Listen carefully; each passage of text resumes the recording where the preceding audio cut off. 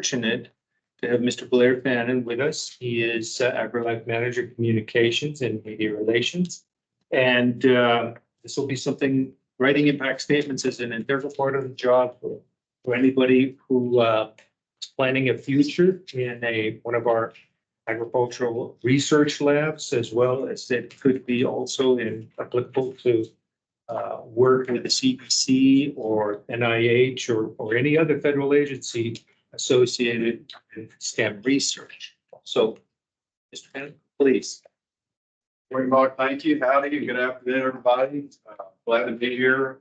Impact statements are they're important. They're just as the word implies. They're very impactful regarding whether it's science, whether it's economic impacts. And I'll give you a most recent example. Many of you are probably familiar with the Texas Panhandle, the wildfire situation at the Panhandle.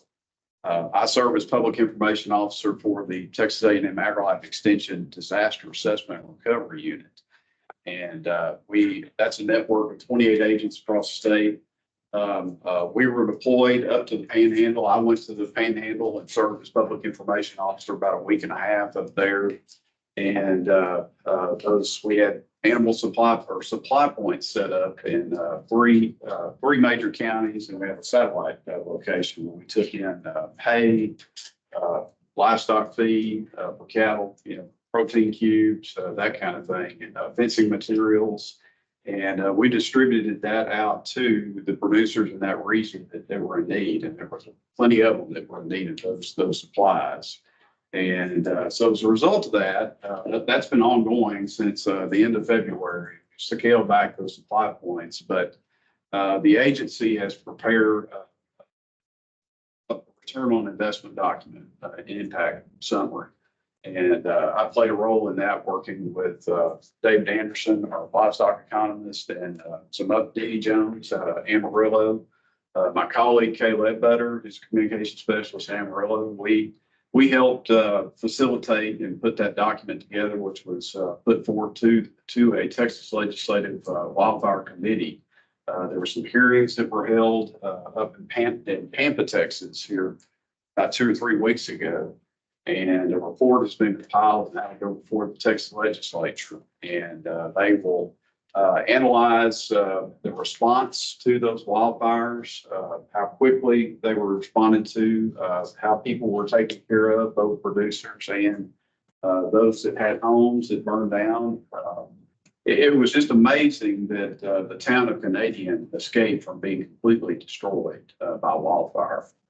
Prescribed fire is one thing that they're looking at as a tool that can be deployed to prevent wildfires from getting out of hand and causing just absolute catastrophic results in small communities. So anyway, that's an aside from what I'm talking about with the National Impact Database.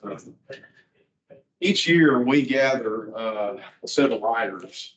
We meet in different states. Kind of piggyback on the Southern Association of Ag Scientists meeting, which rotates among Southern states. And I represent the South with Texas A&M AgriLife, and we also have other university writers, communications people from other universities, LSU, University of Connecticut, Penn State, so forth. But this database is administered by the APLU, Association of Public Land Grant Universities, also ESOP, Experimentation Committee on Organization Policy, and ECOP, the Extension Committee on Organization Policy. But this is the overall umbrella is USDA, NEFA, National Institute of Food and Agriculture. USDA NEFA gives out federal grants, and our job is to interpret the impact of those federal grants and how they're carried out by land grant institutions, experiment stations, and the like. So what it does is it certainly tells the land grant story. There's 6 priority issues that we cover, and I'll go over those here in a minute. But the database, it's a searchable public portal feed.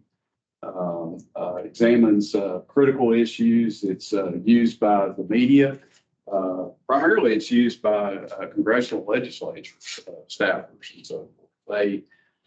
These documents, these impact statements, help shape policy related to farm policy or research planted projects, and then also other influencers. But it's used in by a variety of people, a variety of audiences. These are the focus areas: food security, nutrition and health, youth, family, communities, environmental stewardship, ag systems. That's the area that I focus on. Energy and byproducts. This year we took in 600 impact statements, and our writing committee, we broke those up into different areas. I think I took on about 65, 70 impact submissions that I reviewed beforehand. And you go through and we're just picking out the ones that stand out the most. I'll tell you more about that here in a minute. But this year we met in Atlanta. Previous years we met in Oklahoma City and New Orleans. 2 days of writing. I'm not going to lie to you. You're in a stuffy conference room, ballroom in a hotel, and it's going through impact statements, doing lots of writing, a lot of editing. It's pretty intense. So lots of Starbucks coffee keep you going. That's for sure. But we're a very productive group. We produced over 100 web stories that are hosted on the Land Grant Impact database. The URL on that first page I gave you in the handout. If you go there, that'll kind of give you an introduction to what this is all about. 45 summaries, and then we have one major video that's produced by LSU, and they compile kind of all the standout summaries and make a long video and demonstrate highlights from the previous year. So what do we do with the writing? Well, first of all, identify the problem or the need and analyze the response that was implemented. And then we want to tell the story. And like I said, it's such a large number of submissions, with 600 submissions. That's a lot. That's a lot to go through. So we did, like I said, we divvy them up. Around 40 to 60 impact statements are reviewed by a writer. And then we have just put on a spreadsheet and rank those impact statements. And we get together, have about two meetings before we have our major meeting. And we go through the ones that stand out the most. So here is an example submission. I have an example submission, I think, on page 2, I believe, in your handout. One's from Georgia. So basically, you're pouring over this raw information and using your basic journalistic skills, 5 W's, 1 H, but mainly looking out for drawing impact, the biggest impact, looking for numbers, looking for dollar signs, looking for how did this state or how did this institution identify a problem, and was it innovative in their response? And some of them, they were pretty darn innovative. I do recall one from Penn State. They invented a robotic arm that was used in berry harvesting, and that piece of technology and that piece of equipment was not cheap, but it was certainly going to save berry producers a significant amount of money and increase their harvest capability. So that kind of stands out. Drones right now, that's hot. Anything with deal with AI, climate smart technologies, anything to do with that adds value on the farm. Beef production, that was another area that we were told that was one of the highlighted topics. And then of course anything to do with environment and conservation and stewardship. So climate smart, drones, genomics, these were some of the focus areas that we've worked on for the past 2 years. Of course, ag eco, profitability, strengthening livestock systems, production systems, those are hot areas. Here's an example of an impact summary, and I have one. I think it was a combination of a couple of summaries that we made in one big impact summary. But that'll give you an idea of what we're producing. I'm the writer, so I'm writing the copy. I'll write the first draft. It goes to an editor for editing. Sometimes it kick back if an editor has questions or whatever. Then it goes to one final edit. Then we have a designer that we have these pre-built templates, but the designer goes in, drops the copy in, and also looks for associated photos. As a writer, I can suggest photos from one of the institutions that we already have on stock. So it's a pretty systematic process. So like I said, first edit, submit first edit, third edit moves on to design, graphic designer chooses layout, images. We have a pretty good system and it works over those 2 days. Then I have an example impact story in your handout. You can view. You can also go online and poke around in the database. It's publicly searchable. Also goes over some of the feature program areas, so forth you can view. You have the website. You have the database. Like I said, I think 600 impact statements. That was the most for the year that we've received. And I've been doing this, I think, 4 or 5 years now. And I think when I first started, we had like right at 400 or so. And the funding for these are not only USDA, NEFA, but they also come from Smith-Lieber funds, state appropriated funds, and so forth. So it's kind of a blend. But this year, one of the highlights was getting to meet the new USDA NEPA director of reception, also visiting with stakeholder relations. It's representative there, forged a relationship with them. So how I got into this, it was networking. I've been a part of SAS, an Association of Ag Scientists. I've been part of the Ag Communication section for many years. I was president of the section, program chair. I got to know so many colleagues from other states that are in land grant institutions. So I can't stress enough the importance of being active on committees, meeting people. You never know what door that's going to open. So I'll just share that with you today. So in a nutshell, that is the land grant impact database. This is utilized throughout the year. We'll meet again in December virtually. We'll have the initial meeting, and this year it'll be right up in Dallas. I won't have to go out of state. So I'll say this year we'll meet again in January, February. So be happy to answer any questions about this, about what I do in communicating science, communicating AgriLife programs, whether it be AgriLife research or extension or our disaster unit. Out on the floor. Probably been a long day for y'all. Y'all may be gassed here because we are approaching happy hour 5 o'clock. I'm sorry if you're repeating yourself, but what is your major? That's a good question.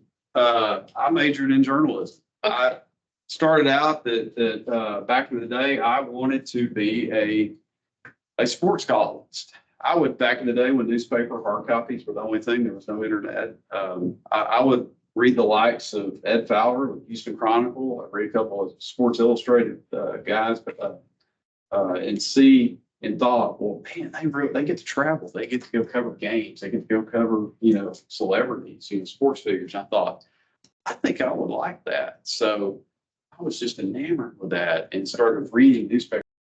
Started learning, how these were written and that kind of thing. And so got on the high school paper, became editor of the high school paper, went and pursued a degree in journalism, minor in English.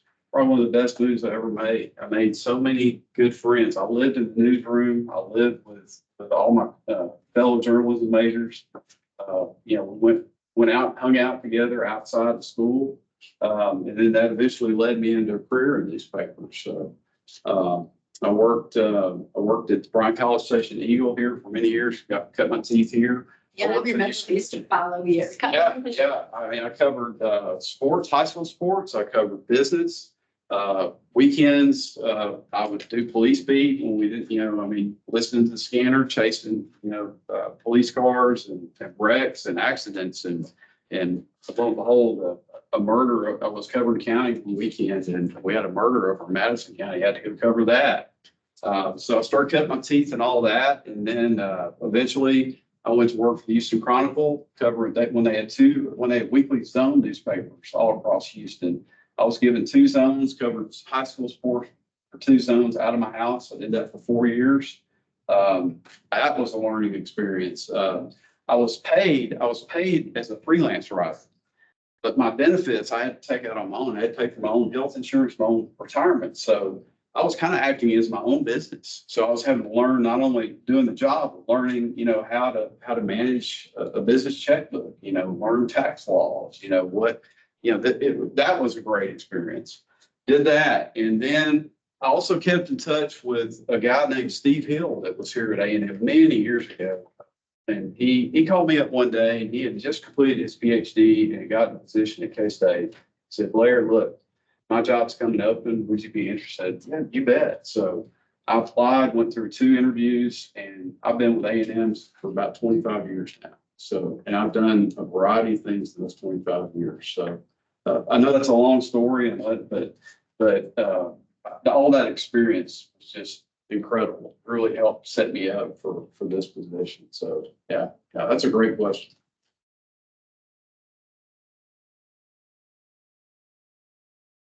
Wait, when you go to your conferences and you guys are all writing in the rooms, could you just explain that more? Like, what are you doing? Yeah, I'll set up. We're just like you guys are set up right here in a youth. And we have the morning meeting. We talk about, what we're going to do. I usually sit our ag systems. I'm ag systems, and we usually sit together. Ag systems people sit because we've got questions, and everybody's talking, asking questions throughout the day, and it's very, informal. But we're in a we're sitting here answering these questions. I print out.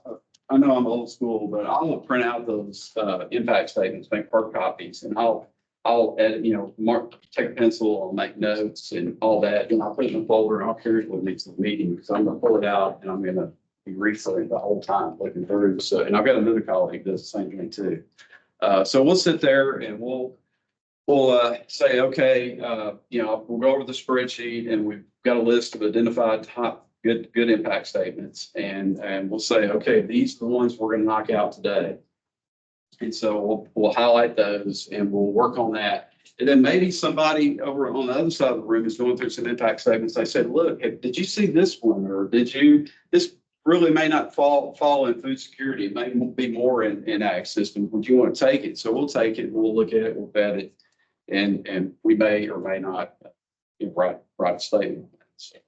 So that's kind of the way it works. And the other thing is once we'll break and we'll all go eat lunch together and kind of, put our brain in a jar for a little bit and come back and finish out the afternoon. And then, by 5 o'clock, you're just brain dead. I go to the gym, I'll get on the treadmill early in the morning. I'll get on the treadmill just to, get my thought process going, getting out, it's numbing. It's a numbing experience, but it's fun. It really is. It really is.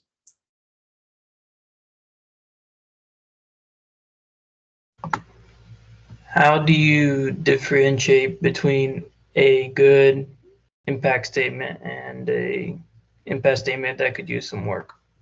Yeah, a lot of them. That's a good question because some of the impact statements we get, well, they'll do a nice setup to, let's say, I'm a scientist and I'm putting in a statement and I'm doing a feeding study.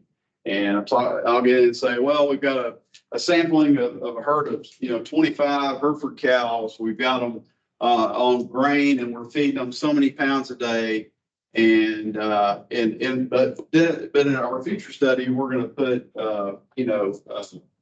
Fitbits around their necks and we're going to monitor their behaviors. But we don't have that data yet, or it's be forthcoming or whatever. Like, okay, well, that's good. You're doing the work, but it's a work in progress. It's not completed yet. You get a lot of those. You get a lot of those teasers, and those just don't carry a whole lot of weight versus, like I said earlier about that technology, the robotic hand that was, invented. It's actually being used out in the field. They've got data. They've already developed it. It's ready to go to market, that kind of thing. So, but having said that, having the feeding study example, I will, and I know my other colleagues do that. We'll mark that. We'll kind of put it aside and say, let's look at it again in a year and see where the research is. So that's a good question. Yeah.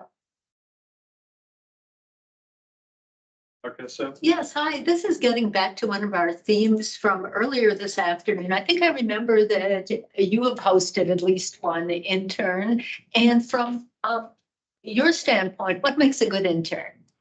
Gosh, I had an excellent intern. I had Fatima last summer, and she was fairly green in journalism and some of the processes of writing research and that kind of thing. But what makes a good intern is a good work ethic, one that asks a lot of questions, one that wants to learn, one that is very punctual and communicates with you on a daily basis. I mean, if I had those four things, those four qualities in an intern, we're going to do great things together.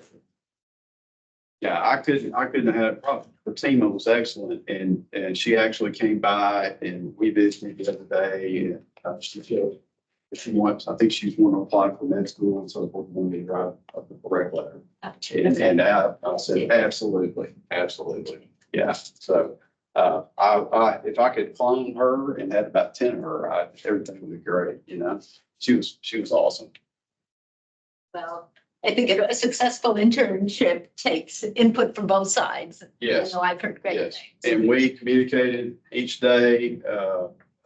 That was good. She'd come by. Sometimes she'd have a question. I'll tell her, look, don't feel, scared to come in and ask a question. Come down to my office. You don't have to, or you can text me or whatever. But 9 times out of 10, she'd come to the office and go with things. But I think she really liked learning how we put newsletters together from college into the agencies. And then she learned WordPress.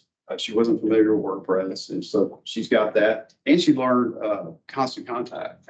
She wasn't familiar with Constant Contact. So she got that experience too. So she said she was really glad. So question for the students.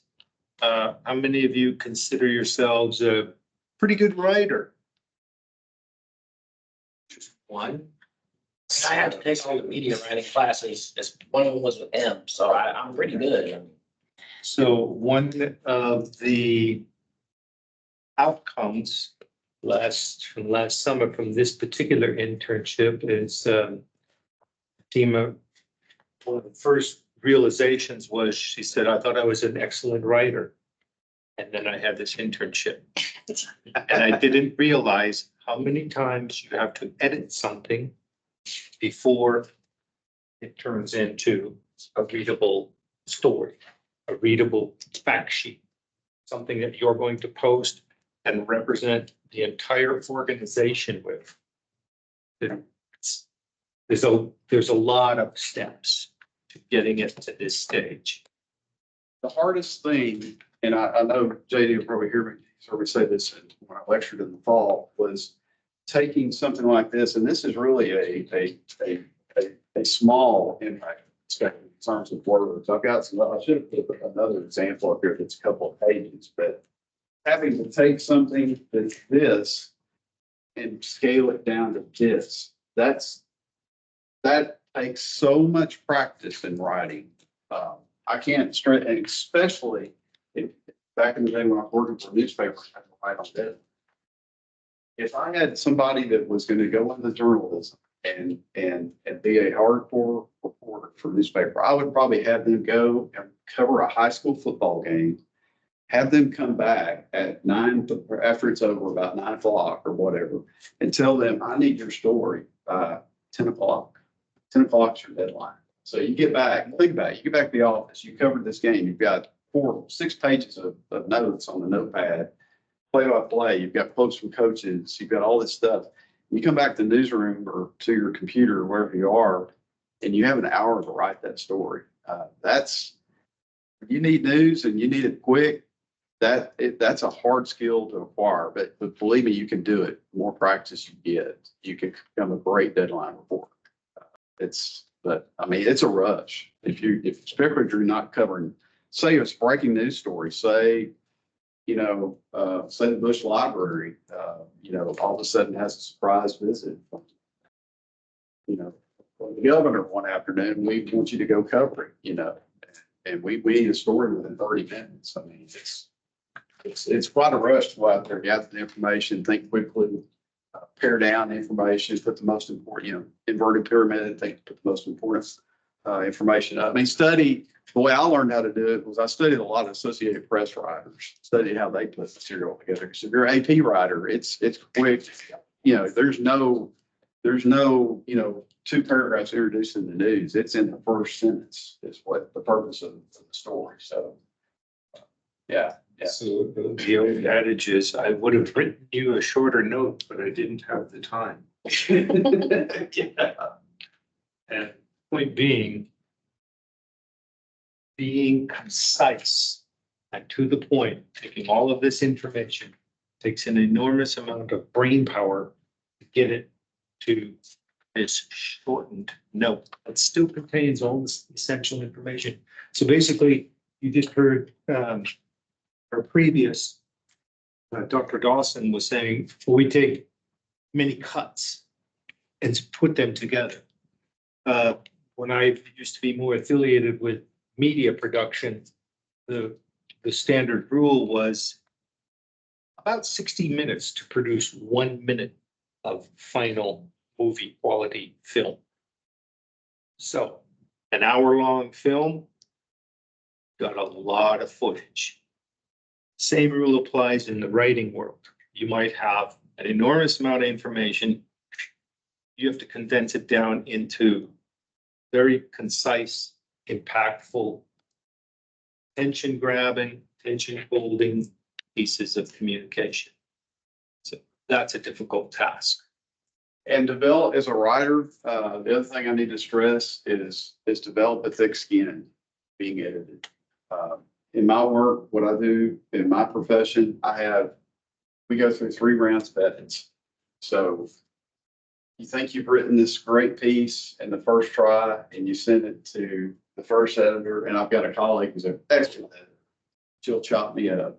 And I'm sitting here writing, and I'm sitting here thinking about how she's going to edit it. So I'll reconstruct a sentence or a paragraph or think, oh, that's just not going to work. That's not going to pass her test.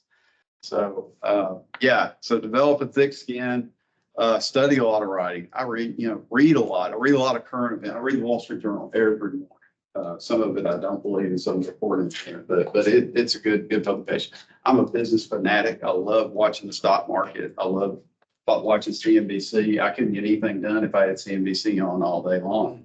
But I enjoy business reporting. I love watching, reading features on figureheads and in the business world, that kind of thing. That's my gig. But you probably got, a special interest that you're keen on, so I would encourage you to read as much as you can, write as much as you can. If you don't write, it's just like playing ball or it takes a lot of practice. And if you don't do it, you get out of rhythm. Like today, it's been a while since I've written, for example, we do a weekly crop and weather report, and we've had to rotate some who's writing it. And it's been a while since I've done a crop and weather report. So I called one of our say forward specialists, and I've kind of gotten out of the habit or practice of doing interviews. Because I've been doing so much panhandle stuff and doing media relations, setting up interviews with, this, that, and the outlet, whatever. I haven't had a whole lot of time to interview people and take notes and write and all that. So that's what I did this afternoon. I'm going to McGregor tomorrow for, we have a research field day down there. So I'll be doing some interviews and be writing a recap from that, and maybe a feature from what they're doing down there. So I'll get back into that rhythm. But if I don't write, man, it's not, words are not zipping, things are not getting constructed. The mind, those mental gymnastics are not being in place. So that's one thing. But let me tell you, if you're looking to get in the communication professional, agriculture is where you need to be at. You're in the right place. Cause it's got with all this AI stuff that's coming down the pipe.